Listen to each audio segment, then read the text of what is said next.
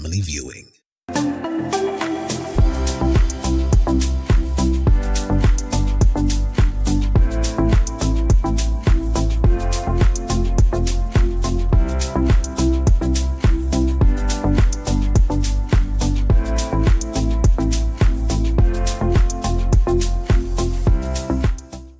Hello and welcome to yet another episode of The Grind with me, your host Hibak Said. This week, we're going to be focusing on the gaming industry. It's worth billions of dollars in the international markets, but how are we doing locally? We already have our entrepreneur and our expert of the day, but first, let's take a look at the market margins.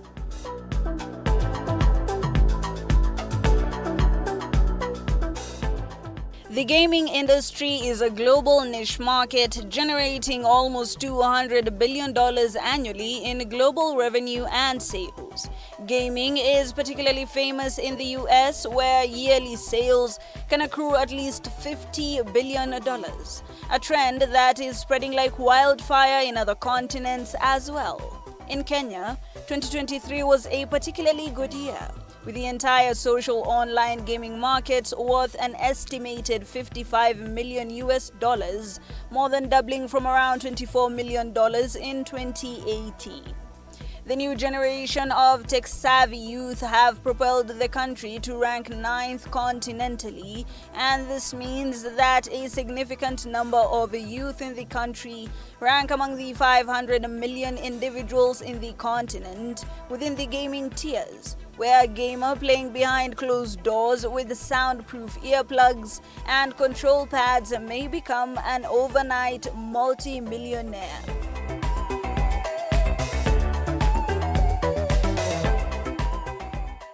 And straight from the market margins, we have our entrepreneur of the day just to give us a feel of how this particular industry is doing in the local scene. You can start by introducing yourself. What is your name? Why exactly did you go into gaming? Hello, I'm Solomon Kahiga, alias Soccer Suleiman in the gaming world, and I am a business owner and also a team owner for an esports team owner. Welcome to The Grind. We need to know about this gaming industry because there's so much about it that people don't know, especially with African parents. If you tell them you're doing gaming, they think you're not doing something very serious. Why did you go into it? How has the journey been for you? One of the reasons is the aspect of the business aspect of it, and also now the other one is the passion in it. I used to be a gamer when I was a student, and through that I noted that there was a gap in that, like you mentioned, parents think that gaming is a myth or a pastime or time wastage venture. Yes. But now we came in now to change the narrative. Now on the business aspect is that it is good because with the young people, you already have the ready market. Now with the parents, it's us now, we have to be responsible and now guide the parents on allowing their kids now to play it, not just for fun or to pass time, but as something that can be made a career out of. Right. Now, a lot of people would say you're a veteran in this sector because not many people are going into it. So what exactly is your gaming model, or what is your business model in the gaming world? My business model is of B2B, B2C, whereby I interact directly with my customers, whereby you get a customer comes for a specific game and they pay for it for the time that they spend playing for the game. The other model is now B2B, whereby I lease out the console or the equipment to maybe institutions that maybe they have staff party and they'd like to entertain their staff, so I lend out the console to them. Right. From this setup, it's very creative. There's a lot of graffiti going on. I can see that there is so much creativity. What would you say differentiates you from other players within this sector? What differentiates me is being unique and also now being in touch with my clients directly, because like you've said, the graffiti part of it is now to, when you get to this place, like you came, it was a container, right. But when you get in, you find it's a whole new world. Yes. So the person or the client has to feel at home, and that is the first step. Now we'll go into how you game internationally and what exactly you've done in that aspect, but let's talk about the local scene. Usually when it comes to gaming, before it became a huge business and a booming business, this used to be a place where a lot of high school kids, come and do their gaming. How exactly have you re-strategized to capture more clients? The strategy is, like I mentioned, I'm a team owner, so you more formalize this gaming, that you move it from just a social or casual gaming into more of a career thing. So we form teams. These teams then train and get to participate in tournaments and compete with each other, against each other. So you'll find that casual gamer will look up to the pro gamers that are competing. So they'll turn their interest from just passing time to training or playing for a specific target. Things are always changing, the world is always moving, and there are trends. How do you keep up with trends? How do your teammates keep up with trends? That is one of the hardest challenge, because with time you find that the consoles change, the gaming equipment keep changing, the games themselves keep changing. Like you see the graphitis of FIFA 23, now we are on FC 24. So we moved from FIFA 23 to FIFA 24 to FC 24 now. So you just have to keep up with the trend. When the consoles change from PS4 to PS5, you have now to shift. That comes with a financial burden to it, because if you compare PS4, initially PS4 was retailing at around 50,000, but when the PS5 were released, they were retailing at around 100 and something thousand. So that is one of the challenges that we get, but we just have to keep up with it, because your client is always right. So if your client comes and they want PS5 and you don't have, then you lose that client. Right. I would assume it's like phone trends, how you have a phone today and then there's a new one that comes and then you want that one. Now let's talk about player retention. Of course, one of the challenges you've mentioned is the consoles are changing, the game types are changing. How do you retain player loyalty?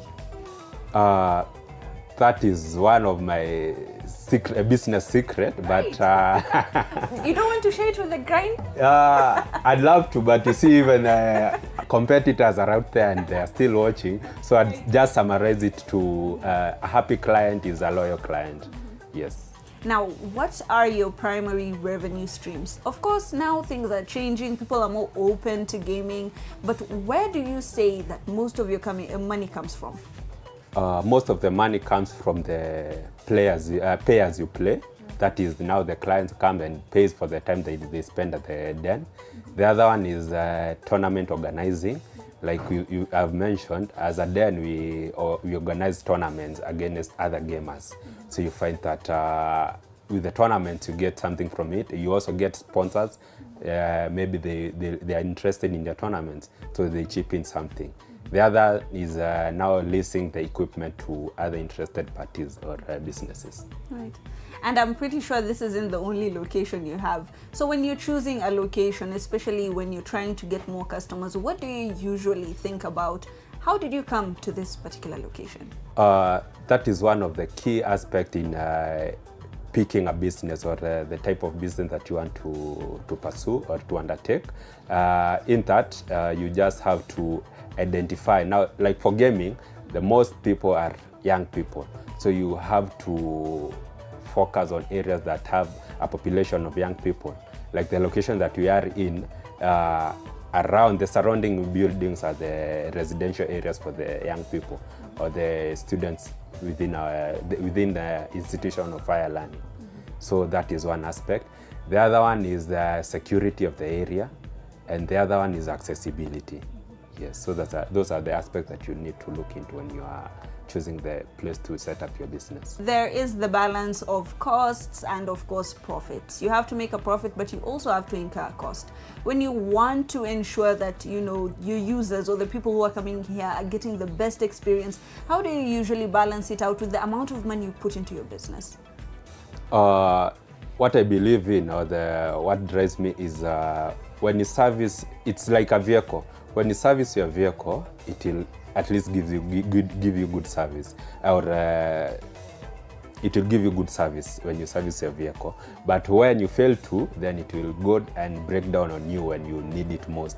So in my case, the gaming world, what you need more to focus on is the controllers.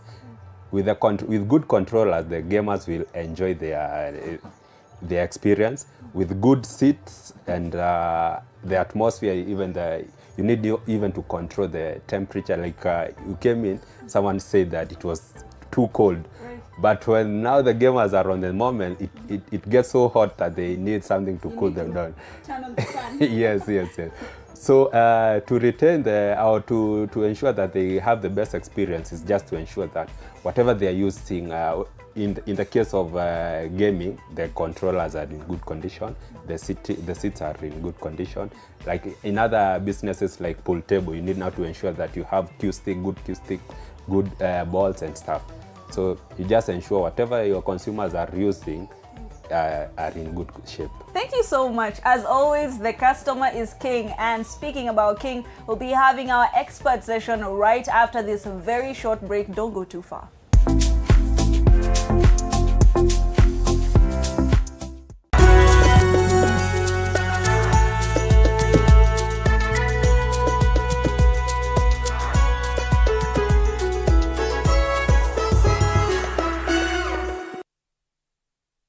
Kila kiongozi ana hadithi yake ya kipekee. Wazazi wangu walikuwa bit strict kwa sababu mamangu mwenyewe, mimi kutoka kuzaliwa sijailala nje. The white small one, huyo ana sniff gunpowder na risasi na bomb. Alafu huyo mwingine ni Ridgeback ana sniff simba. Even the employees knows that, so when in the boardroom is the chairman, the CEO and the rest of. At what point are you a wife? The minute you get to that inside that door, you become now the wife. Na kila maamuzi wanayoyafanya hufichua mengi kuhusu utu wao na uongozi wao. We see God blessing us, and we now realize the power of giving also has to be rewarded back. Kupitia kipindi Mfahamu Kiongozi, tunakuletea mahojiano ya kusisimua na uchambuzi wa kina kuhusu viongozi wetu. Pick your core business as the bigger stones. Put them in your diary first. Give priority the bigger things. Usikose kila Alhamis saa 1:30 jioni.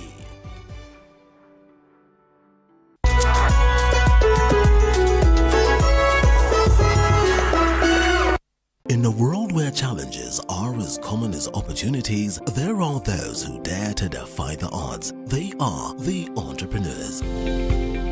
Entrepreneurship isn't just about starting a business. It's about embracing uncertainty, pushing boundaries, and turning dreams into reality. Hata ambao ni pesa ya kusave, wallahi. Ambao mwaka ni pesa nyingi sana. As long as you're earning something, there's always that opportunity to save. And you start with where you are. The way we run the business is in a very unforgiving way, where every team member has to bring out their best. So, to all the dreamers, innovators, and risk takers out there, remember, being an entrepreneur isn't just a job, it's a way of life. Join the journey, become And we're back on the grind. Thank you so much for being a part of this particular episode. We're talking about the gaming industry. We just want to get some insights on it. But first, let's take a look at the business capital.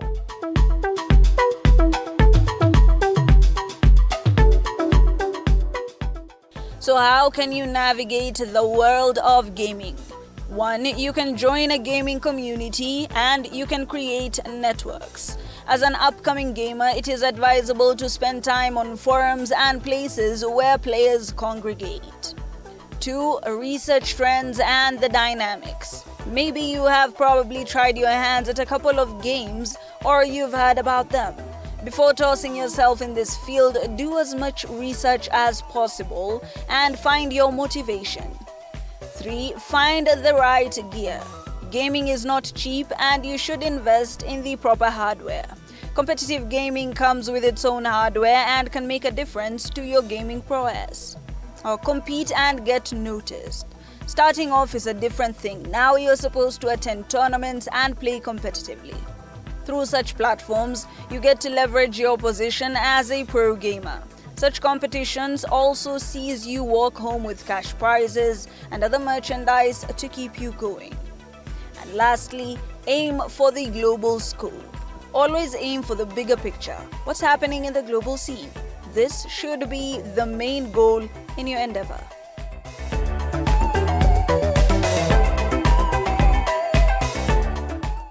And right from the business capital, we have our expert of the day, who is also our entrepreneur of the day. I did say that he is a veteran, and the veteran is going to tell us what is going on here. Maybe if you could just tell us the gaming industry. You've been here for a while.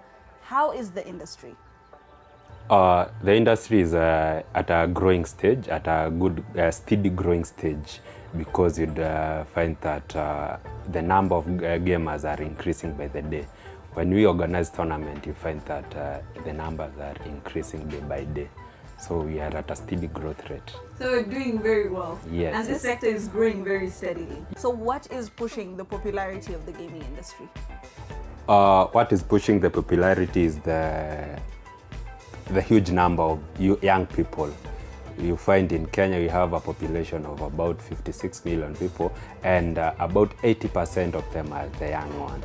So with young people, gaming is part and parcel of them. So that is what is increasing the numbers. Right, and it's not always rosy. Things aren't always good. Maybe let's talk about the challenges in the gaming industry. What would you say in your tenure you've seen are some of the challenges that are faced? For businesses, one of the major challenges are thefts in gaming dens. Like in the recent, at the beginning of the year, there was a surge for gaming dens break-ins. I was a victim, and from it I've learned, like you've seen in the shop, we have some gaps for where there are supposed to be some screens, but they were stolen at the beginning of the year. And but from that we learned that we need now to be more keen. We learned, I also personally learned that I need to have insurance for this type of business. And the other challenge is on for the gamers themselves, because that you find that you don't have gaming servers around Africa. So that affects the latency or the flow of the game. And at least there are conversations around now having servers in Africa. That would really help, yes. Right.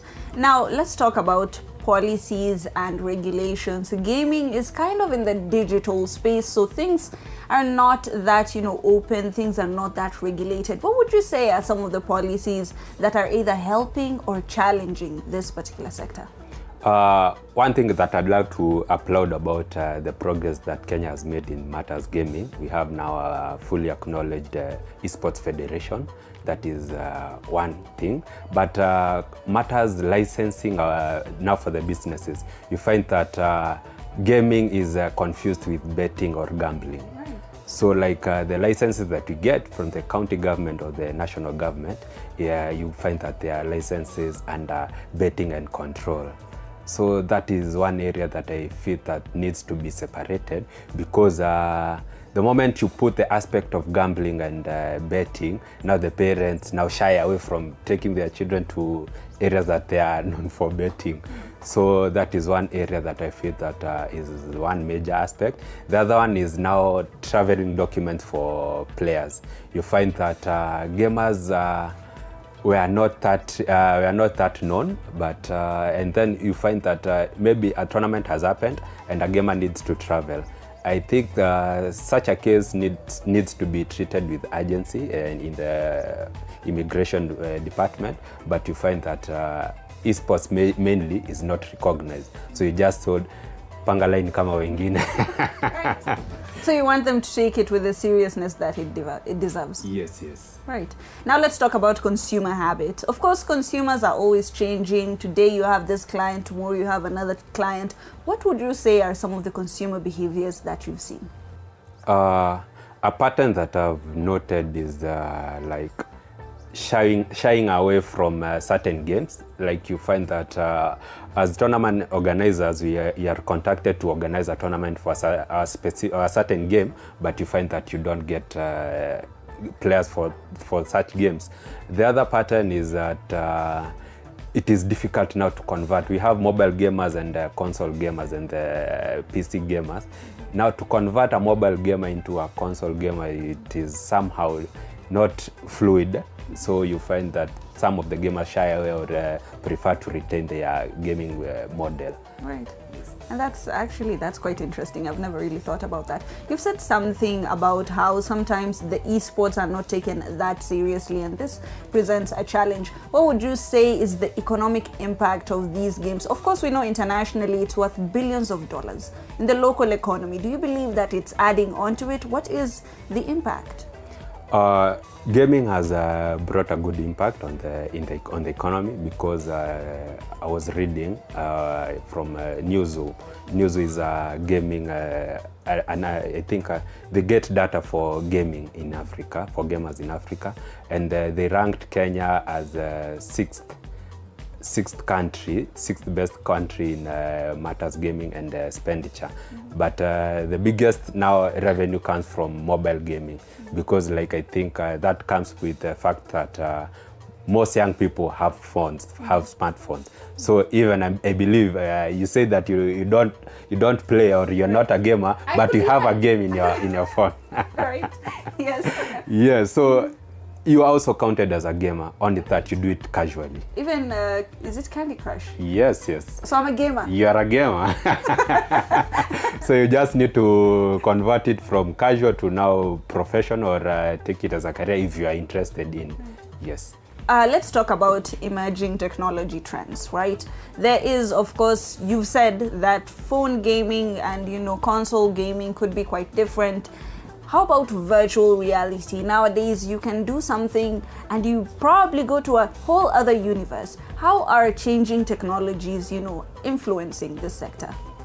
They're influencing in a positive way, because now we have virtual reality, augmented reality, and now mixed reality. With that, you find that the client or the customers have different options to choose from. If you want to go into the virtual reality world, you'll get it now under gaming. So also now the virtual reality and now gaming, they are now bringing cohesion or flowing into into even the education world. You find that virtual reality is being used now for education, or maybe for virtual surgery. That is an area that is being explored. So something that you might have learned through gaming may become useful in your education life. So yeah. Things are changing very fast. Finally, where do you see the future of gaming? Things are always changing. Where do you see it going in the next couple of years? In Kenya, I believe now things are shaping up. Like I've said, with the federation. Now we see with the governing body that is now taking care of your interest, you're only left with the hope that things will be right. And with the steady growth, now with the gamers and with the federation, things will be bright. The future is bright. Yes. Thank you so much for engaging us. This particular episode has been very, very insightful for me even, and I'm hoping that you've also learned a lot, and maybe this is a sector that you want to venture into. Do comment and tell us what you think about it on our socials at the bottom of the screen. Thank you so much for being a part of the grind. Until next week, same time, same place. My name is Hibak Said.